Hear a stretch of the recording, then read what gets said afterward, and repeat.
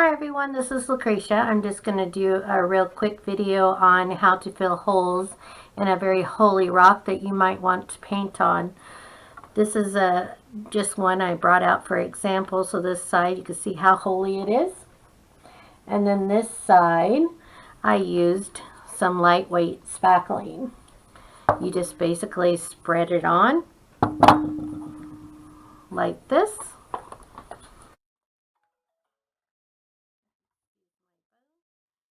And you just put it over the little spots that you want to cover and just wipe it off. Let it dry. And when it's dry, if you have anything on here, you can just use a light piece of sandpaper or a dry rag and just wipe off the top. You do want to make sure you dust before you paint so it doesn't get into your paints. And that's it. That simple. You guys have a good one.